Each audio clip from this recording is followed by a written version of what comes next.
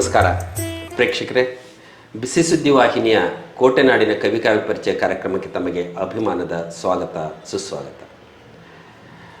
ಸಂಜೆಯ ಹೊನ್ನಮ್ಮ ಒಂದು ಕಡೆ ಹೇಳ್ತಾರೆ, ಹೆಣ್ಣು ಹೆಣ್ಣೆಂದೇಕೆ ಈಗಳೆವರಿ, ಹೆಣ್ಣಲ್ಲವೇ ತಮ್ಮನ್ನೆಲ್ಲ ಪರೆದವಳು, ಹೆಣ್ಣಲ್ಲವೇ ತಮ್ಮನ್ನೆಲ್ಲ ಹೆತ್ತವಳು ಅನ್ನುವಂಥದ್ದನ್ನು. ಹೆಣ್ಣು ಸಮಾಜದ ಕಣ್ಣು. ಅಂತಹ ಹೆಣ್ಣು ಮಗಳು ಸದ್ಗುಣಿಯಾಗಿದ್ದರೆ, ಸುಸಂಸ್ಕೃತಳಾಗಿದ್ದರೆ ಆ ಮನೆ ಮತ್ತು ಸಮಾಜ ನೆಮ್ಮದಿಯ ತಾಣವಾಗುತ್ತೆ ಎನ್ನುವ ಮಾತನ್ನು ಆಲಿಸಿದ್ದೀರಿ. ಅಂತೆಯೇ ಸಮಾಜದ ಈ ಹೊತ್ತಿನ ವೈಜ್ಞಾನಿಕತೆ ಮತ್ತು ಆಧುನಿಕತೆಯ ಮಧ್ಯದಲ್ಲಿಯೂ ಸಹ ಒಂದಷ್ಟು ಮೌಲ್ಯಯುತವಾದಂಥ ಬದುಕುಗಳನ್ನು ರೂಢಿಸಿಕೊಂಡವರು ಹಲವರು. ಅಂತಹ ಅನೇಕ ಮಹಿಳೆಯರ ಸಾಲಿನಲ್ಲಿ ಇಂದು ನನ್ನೊಟ್ಟಿಗೆ ಸಂದರ್ಶನಕ್ಕಾಗಿ ಆಗಮಿಸಿರುವಂಥವರು ಹಿರಿಯೂರಿನಿಂದ ಬಂದಿರುವಂತಹ ಉಷಾರಾಣಿ ಮೇಡಮ್ರವರು. ಅವರನ್ನು ಈ ಕಾರ್ಯಕ್ರಮಕ್ಕೆ ಆತ್ಮೀಯವಾಗಿ ಬರಮಾಡ್ಕೊಳ್ತೇನೆ. ಮೇಡಮ್, ತಮಗೆ ಅಭಿಮಾನದ ಸ್ವಾಗತ. ಮೇಡಮ್, ಉಷಾರಾಣಿಯವರು ಹೆಸರಿನಲ್ಲೇ ಒಂದು ರೀತಿಯಾದಂತಹ ಒಂದು ಆರಂಭದ ಚಿಹ್ನೆಗಳು, ಒಳ್ಳೆಯ ಬೆಳಕಿನ ಕಿರಣಗಳ ರೀತಿಯಲ್ಲಿದ್ದೀರಿ. ತಮಗೆ ಮತ್ತೊಂದು ಹೆಸರು ಅನ್ವರ್ಥನಾಮವಾಗಿ ರಂಗೋಲಿ ರಾಣಿ ಎನ್ನುವಂತಹ ಹೆಸರು ಬಂದಿದೆ. ಜೊತೆಗೆ ಕೆಲವರಿಗೆ ಹೆಸರಿನ ಕಾರಣಕ್ಕಾಗಿಯೋ ಮತ್ತು ಅವರ ಪ್ರವೃತ್ತಿಯ ಕಾರಣಕ್ಕಾಗಿಯೋ ಈ ಅನ್ವರ್ಥನಾಮಗಳಿಂದಾಗಿ ಹೆಸರಾದದ್ದು ಬಹಳ ವಿಶೇಷ. ಹಾಗಾಗಿ ಉಷಾರಾಣಿಯವರನ್ನು ರಂಗೋಲಿ ರಾಣಿ ಅಂತ ಕರೆದ ವಿಶೇಷ ಸಂದರ್ಭ ಯಾವುದು? ಚಿತ್ರದುರ್ಗದಲ್ಲಿ ಗಣೇಶ ಕೊರೋನಾ ಟೈಮಲ್ಲಿ ಆನ್ಲೈನ್ ಸ್ಪರ್ಧೆ ರಾಜ್ಯ ಮಟ್ಟದ್ದು ಇಟ್ಟಿದ್ರು. ಆಗ ರಂಗೋಲಿ ಸ್ಪರ್ಧೆಯಲ್ಲಿ ನಾನು ವಿಜೇತಲಾದಾಗ ಚಿನ್ಮೂಲಾದ್ರಿ ಸಿರಿ ಅನ್ನೋರು ಗುರುತಿಸ್ಬಿಟ್ಟು ನನಗೆ ಚಿನ್ಮೂಲಾದ್ರಿ ಸಿರಿ ಅನ್ನೋದು ನನಗೆ ಪ್ರಶಸ್ತಿಯನ್ನು ಪ್ರದಾನ ಮಾಡಿದರು. ಅಲ್ಲಿಂದ ನನಗೆ ರಂಗೋಲಿ ಒಂದು ಕಲೆ ಅನ್ನೋದು ಒಂಥರ ಆತ್ಮವಿಶ್ವಾಸ ನನ್ನಲ್ಲಿ ರೂಢಿಸ್ಕೊಂಡು ಬಂತು. ಚಿಕ್ಕಂದಿನಲ್ಲಿ ನನಗೆ ನಮ್ಮ ತಾಯಿಯಿಂದ ಚಿಕ್ಕ ಪುಟ್ಟ ರಂಗೋಲಿಗಳು ಹಾಕ್ತಾ ಇದ್ವಿ.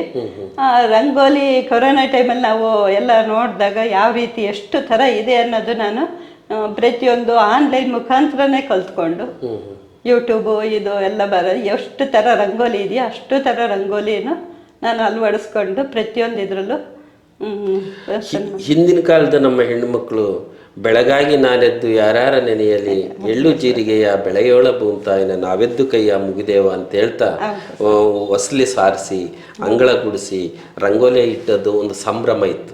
ಆ ಮನೆ ಮುಂದೆ ಏನೋ ಒಂಥರ ಕಳೆ ಬರ್ತಾಯಿತ್ತು. ಆ ಥರದ ದಿನಮಾನಗಳು ಇವತ್ತು ಕಾಂಕ್ರೀಟಿನ ಕಾರಣಕ್ಕಾಗಿ ಕಡಿಮೆ ಆದರೂ ಸಹ ನಿಮ್ಮಂಥ ಅನೇಕ ಹೆಣ್ಣು ಮಕ್ಕಳು ಈ ಹಬ್ಬ ಹರಿದಿನಗಳಲ್ಲಿ ಹಾಕುವಂಥ ರಂಗೋಲಿಗಳು ಒಂದು ರೀತಿಯ ಮನೆಗೆ ಶೋಭೆ ತರುವಂಥದ್ದು. ಹಾಗಾದರೆ ಈ ರೀತಿಯ ಹವ್ಯಾಸಗಳನ್ನು ರೂಢಿಸಿಕೊಳ್ಳುವ ಉಷಾರಾಣಿಯವರು ಬಾಲ್ಯದಲ್ಲಿ ನಿಮ್ಮ ಬದುಕು ಹೇಗಿತ್ತು?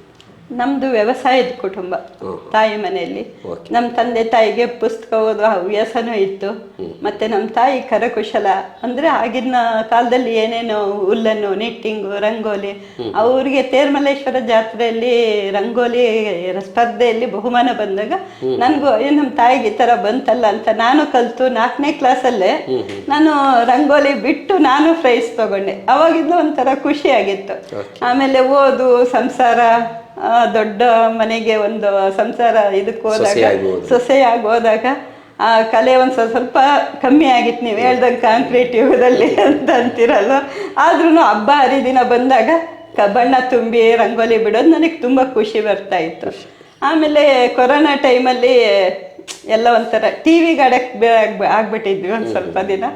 ಆಮೇಲೆ ಆ ಕೊರೋನಾ ಟೈಮಲ್ಲಿ ಸೀರಿಯಲ್ ಎಲ್ಲ ಬಂದಾದ್ಮೇಲೆ ನಾವು ರಂಗೋಲಿ ಆನ್ಲೈನ್ ಸ್ಪರ್ಧೆಗಳೆಲ್ಲ ಇದೆ ಅನ್ನೋದು ನನ್ನ ಮಗನ ಮುಖಾಂತರ ಎಲ್ಲ ತಿಳ್ಕೊಂಡು ಇದರಲ್ಲಿ ಹೋದಾಗ ನಮಗೆ ಎಷ್ಟು ಥರ ರಂಗೋಲಿ ಇದೆ, ಕಾಂಪಿಟೇಷನ್ ಯಾವ ರೀತಿ ನಡೆಯುತ್ತೆ ಅನ್ನೋದು ಪ್ರತಿಯೊಂದು ತಿಳ್ಕೊಂಡು ಇದರಲ್ಲಿ ನಾನು ಮುಂದುವರೆದೆ. ಬಾಲ್ಯದಲ್ಲಿ ನಿಮ್ಮ ತಾಯಿಯ ಪ್ರೇರಣೆಯಿಂದ ಕಲಿತಂತ ಈ ಕಲೆ ನಿಮ್ಮನ್ನ ಅಷ್ಟಕ್ಕೆ ನಿಲ್ಲಿಸ್ಲಿಲ್ಲ.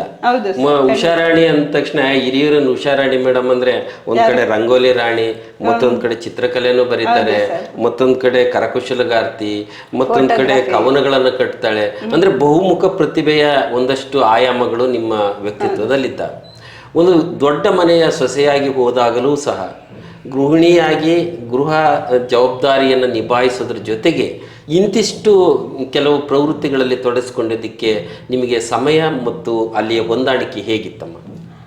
ನಮ್ಮ ಮನೆಯವ್ರ ಸಹಕಾರ ತುಂಬ ಚೆನ್ನಾಗಿತ್ತು. ನನಗೆ ಕರಕುಶಲಗಾರಿಕೆ, ಪುಸ್ತಕ ಓದೋದು, ಈ ಥರ ಎಲ್ಲ ನನಗೆ ಅಳವಡಿಸ್ಕೊಳ್ಳೋಕ್ಕೆ ನಾನು ಎಲ್ಲ ಕೆಲಸ ಮುಗಿಸ್ಬಿಟ್ಟು ನಂತರ ನನ್ನ ಫ್ರೀ ಸಮಯದಲ್ಲಿ ನಾನು ಇದನ್ನೆಲ್ಲ ಮಾಡೋಕ್ಕೆ ಅಂತ ಶುರು ಮಾಡಿದ್ದೆ. ಕರಕುಶಲದಲ್ಲಿ ನನಗೆ ತುಂಬ ಆಸಕ್ತಿ ಇತ್ತು. ಯಾವ್ದಾನ ಒಂದು ಹೊಸದು ಏನಾದರೂ ಒಂದು ಬ್ಯಾಗ್ ನೋಡಿದ್ರು, ಒಂದು ಇದು ಮಾಡಿದ್ರು, ಮಾಡಬೇಕು ಅವಾಗ ಈ ಥರ ಮೊದಲು ಥರ ಆನ್ಲೈನ್ ಅನ್ನೋದು ಇರಲಿಲ್ಲ. ಯಾರ ಹತ್ರ ಆದರೂ ಒಬ್ಬರ ಹತ್ರ ಅಕ್ಕಪಕ್ಕದವ್ರು ಏನಾದರೂ ಒಂದು ಹೊಸದಿದ್ರೆ ಅದನ್ನ ನೋಡಿ ಕಲಿಬೇಕು ಅನ್ನೋ ನಂಗೆ ಆಗ್ಲಿಂದಲೂ ಆಸಕ್ತಿ. ನಾನು ಕಲ್ತು ನಾನು ಹಾಕಿದ್ದನ್ನು ಬೇರೆಯವ್ರಿಗೂ ಸಹ ಮಾಡಿಕೊಡ್ತೀನಿ ಅಂತ ಹೇಳ್ಬಿಟ್ಟು ಖುಷಿಯಾಗಿ ಅವಾಗ ಮಾಡಿಕೊಡೋದೇ ನನಗೆ ಒಂದು. ಬಹುಶಃ ಈ ಸಂದರ್ಭ ನನ್ನ ತಾಯಿಯನ್ನು ನೆನಪು ಮಾಡಿಕೊಡ್ತು. ಏನಂತ ಹೇಳಿದ್ರೆ ನನ್ನ ಅಮ್ಮನೂ ಕೂಡ ಗೃಹಿಣಿ ಆಗಿದ್ದಂಥವ್ರು. ಅವರು ಬಿಡುವಿನ ವೇಳೆಯಲ್ಲಿ ಹೊಲದ ಹತ್ರ ಹೋದಾಗ್ಲೋ ಇಲ್ಲ ಒಂದಳ್ಳಿ ಹಸುಗಳನ್ನು ಮೇಯಿಸುವಾಗ್ಲೋ ಒಂದು ಸೂಜಿ ಮತ್ತು ದಾರ ತಗೊಂಡು ಏನೋ ಹಿಂಗೆ ಎಣಿತಾ ಇರ್ತೀವಿ. ಅಮ್ಮ ಇಲ್ಲೆಲ್ಲಿ ಟೈಮ್ ಸಿಗುತ್ತೆ ನಿಮಗೆ ಅಂತ ಹೇಳಿದ್ರೆ, ಇಲ್ಲ ಕಣ ಸುಮ್ಮನೆ ಒಂದಿರಲಿ ಅಂತೇಳಿ ಯಾರು ನೆಂಟರು ಬಂದ್ರೆ ಅದನ್ನ ಅವರಿಗೆ ಕೊಟ್ಬಿಡೋದು. ಅದೇನೋ ಅವತ್ತಿನ ಬಾಂಧವ್ಯದ ಒಂದು ಸಂಕೇತವಾಗಿತ್ತು ಅಂತ ಅನ್ಸುತ್ತೆ. ಹೆಣ್ಮಕ್ಳು ಮನೆಗೆ ಬಂದವ್ರಿಗೆ ಕುಂಕುಮ ಅರಿಶಿನ ಕೊಡುವಂಥದ್ದು ನಾವು ಮಾಡಿರೋದು ಕೊಟ್ರೆ ಇನ್ನೂ ಮತ್ತಷ್ಟು ಬಾಂಧವ್ಯ ಸಂಬಂಧ ಹೆಚ್ಚಾಗ್ತವೆ ಅನ್ನೋದು. ಜೊತೆಗೆ ಉಷಾರಾಣಿಯ ಒಂದು ಉಷಾ ಚೈತ್ರಗಾನ ಅನ್ನುವಂಥ ಕವನ ಸಂಕಲನವನ್ನು ಬರೆದಿದ್ದೀರಿ. ಅದರ ಮುಖಪಟವನ್ನು ಸಹ ತಾವೇ ಚಿತ್ರಿಸಿದ್ದೀರಿ ಅಂತ ಕೇಳಿದ್ದೇನೆ. ಬಹುಶಃ ಇದೆ ಅಂತ ಅನ್ಸುತ್ತಲ್ಲಮ್ಮ? Okay okay. ಬಹಳ ಸುಂದರವಾಗಿ ಬಂದಿದೆ. ಈ ಮುಖಪುಟ ಮತ್ತು ಈ ಕೃತಿಯನ್ನು ಕುರಿತು ಒಂದೆರಡು ಮಾತುಗಳನ್ನು ಹೇಳಿ.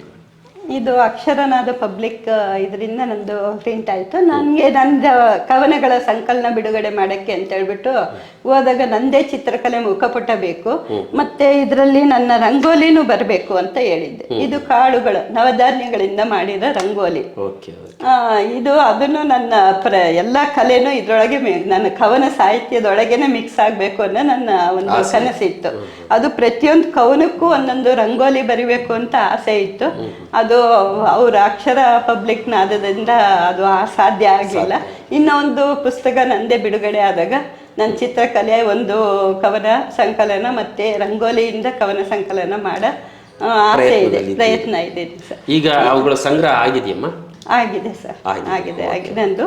ಇದು ನನ್ನ ಗೆಳತಿ ಸಹ ಕೇಳಿದಾಗ ಅವರ ಚಿತ್ರಕ್ಕೆ ಸರಿಯಾಗಿ ನಾನು ಡ್ರಾಯಿಂಗ್ ಬರ್ಕೊಟ್ಟಿದ್ದೆ. ಅಂದ್ರೆ ಮಂಜುಳಾ ಪ್ರಸಾದ್ ಅವರ ಪುಸ್ತಕಕ್ಕೆ ನಂದು ಡ್ರಾಯಿಂಗ್.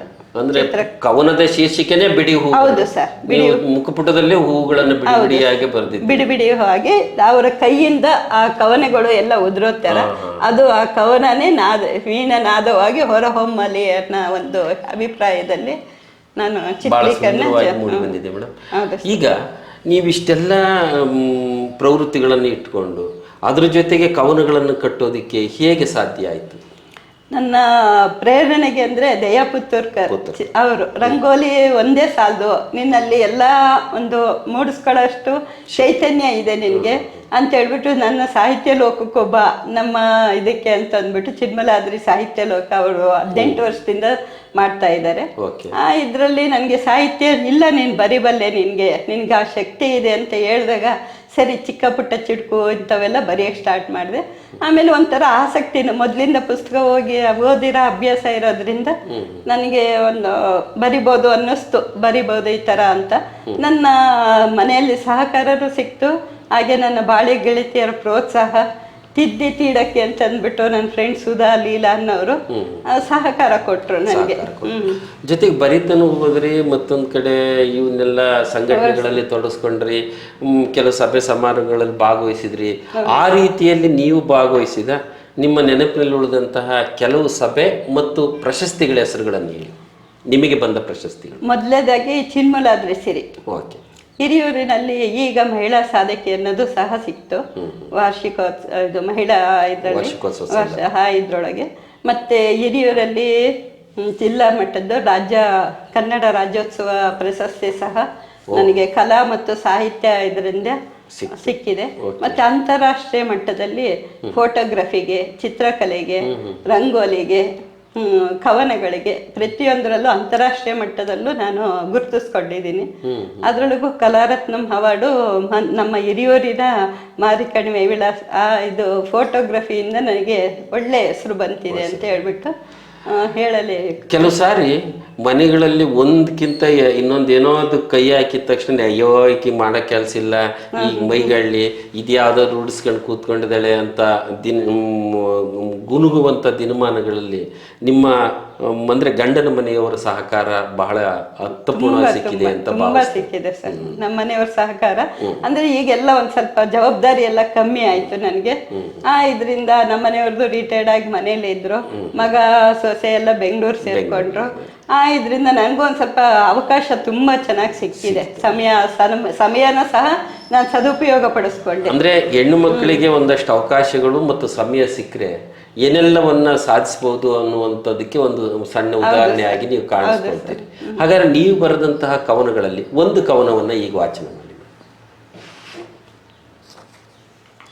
ನಿಮ್ಮ ಮೊದಲ ಕವನದ ಶೀರ್ಷಿಕೆ ರಂಗವಲ್ಲಿ. ರಂಗವಲ್ಲಿ, ಓಕೆ. ನನ್ನ ರಂಗವಲ್ಲಿ.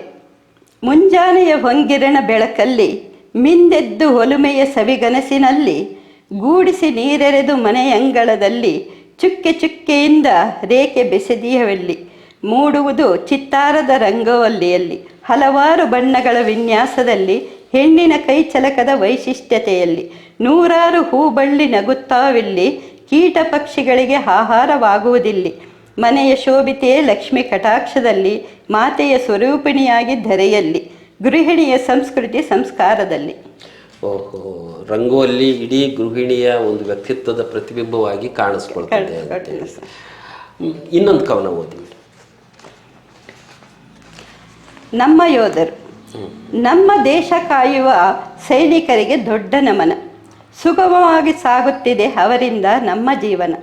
ಹಗಲಿರಲೆನ್ನದೆ ಕಾಯಕವ ಮಾಡುವ ಯೋಧರು ಚಳಿ ಗಾಳಿ ಮಳೆಯೆನ್ನದೆ ಗಡಿ ಕಾಯ್ದು ರಕ್ಷಿಸುವರು. ತಾಯಿನಾಡಿಗಾಗಿ ತನ್ನವರನ್ನೆಲ್ಲ ತೊರೆದ ಧೀಮಂತರು ತ್ಯಾಗ ಬಲಿದಾನದ ಮಾಡಿ ನೆಮ್ಮದಿಯ ತಂದವರು. ಶತ್ರುಗಳ ಜೊತೆ ಹೋರಾಡುತ್ತಾ ಹುಟ್ಟಡಗಿಸುವರು. ತಾಯಿ ನೆಲದ ಉಳಿವಿಗಾಗಿ ವೀರಮರಣ ಹಪ್ಪುವರು.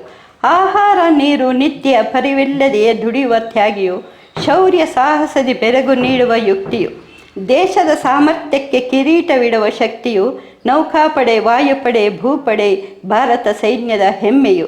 ಪ್ರಕೃತಿ ವಿಕೋಪಕ್ಕೆ ಸಹಾಯ ಹಸ್ತ ನೀಡುವರು. ಸಂತಸ್ತರಿಗೆ ಆಪತ್ ಬಾಂಧವರಾಗಿ ನೊಂದ ಜೀವಕ್ಕೆ ನೆರವಾಗುವರು. ಯುದ್ಧದಲ್ಲಿ ಕೆಚ್ಚೆದೆಯಿಂದ ಹೋರಾಡುವ ಸಾಹಸಿಗರು ವಿಜಯ ಸಿಂಧೂರ ಉಳಿವಿಗಾಗಿ ಶ್ರಮಿಸಿ ಜಯ ಪಡೆದವರು. ಯಾವ ಸಂದರ್ಭದಲ್ಲಿ ಬರೆದಿದ್ದಮ್ಮ?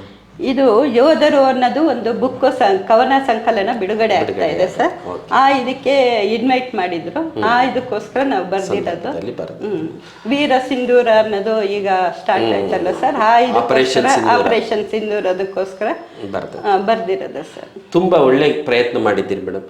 ಈಗ ನಿಮ್ಮಲ್ಲಿ ರಂಗೋಲಿ ಇದೆ, ಚಿತ್ರಕಲೆ ಇದೆ, ಕರಕುಶಲ ಕಲೆ ಇದೆ, ಕವನ ಕಟ್ಟುವ ಕಲೆ ಇದೆ, ಒಂದಷ್ಟು ಗೃಹಸ್ಥಾಶ್ರಮದ ಬದುಕಿನ ಒಂದಷ್ಟು ಚಿತ್ರಣ ನಿಮ್ಮ ಜೊತೆಗಿದೆ.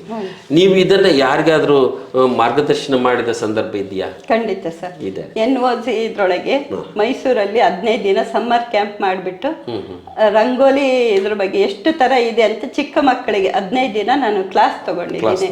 ಕರಕುಶಲ ಇದನ್ನು ಸಹ ಚಿಕ್ಕ ಪುಟ್ಟದು ಮಕ್ಕಳಿಗೆ ಯಾವ ರೀತಿ ಕಲಿಬಹುದು ಅನ್ನೋದು ಸಹ ತೋರಿಸ್ಕೊಟ್ಟಿದ್ದೀನಿ ಈ ಸಮ್ಮರ್ ಕ್ಯಾಂಪ್ ಅಲ್ಲೇ. ಅದೊಂದು ಮಾಡಿದ್ದೀನಿ ಸರ್. ಅದೊಂದು ಫ್ರೀ ಆಗಿ ಸರ್ವಿಸ್ ಮಾಡಿ ನನಗೆ ಸೇವೆ ಅನ್ನೋ ರೀತಿ ನಾನು ಗುರುತಿಸ್ಕೊಂಡಿದ್ದೀನಿ. ಅದಕ್ಕೂ ಮಕ್ಕಳಲ್ಲಿ ಕಲಿಸೋದು, ಹೌದು ಸರ್.